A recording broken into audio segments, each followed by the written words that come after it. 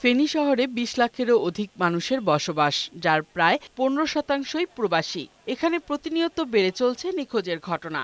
এর মধ্যে গত এক বছরে ৬টি থানায় নিখোঁজের ঘটনা ঘটেছে ৯৭৫টি।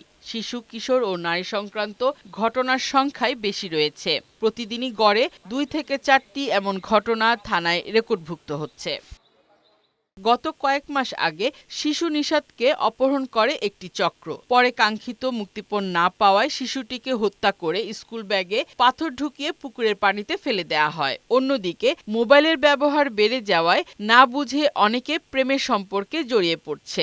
আমাদের গার্ডিয়ানরা আরো সচেতন হয়, আশা করি হয়তোবা এখান থেকে একটু নিষ্কৃতি হওয়া যাবে। এছাড়া স্বামী প্রবাসে থাকায় বেশিরভাগ নারীরা মোবাইলে পরক্রিয়ায় আসক্ত হয়ে ঘর ছেড়ে অন্যত্র চলে যাচ্ছে।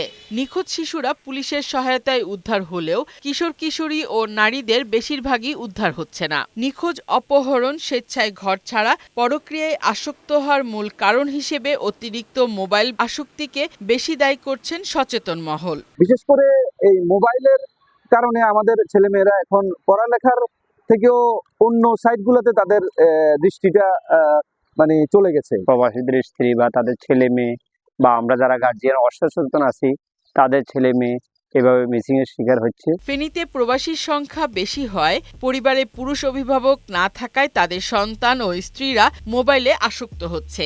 এতে করে তারা নানা অপ্রীতিকর ঘটনায় জড়িয়ে পড়ছে বলে জানান সুশাসনের জন্য নাগরিক সুজনের ফেনী জেলা কমিটির সাধারণ সম্পাদক। এটা বন্ধ করতে হলে যে আইন শৃঙ্খলা বাহিনী পাশাপাশি আদালতের প্রক্রিয়া দুইটাকেই আরো দ্রুত করা উচিত। ফেনীর অতিরিক্ত পুলিশ সুপার বলেন, নিখোঁজের ঘটনা দিন দিন বাড়ছে।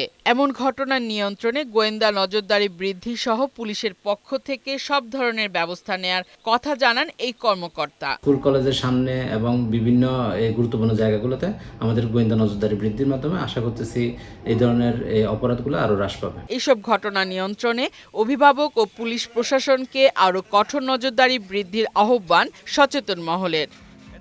ফারহানা শিমু, বৈশাখী সংবাদ।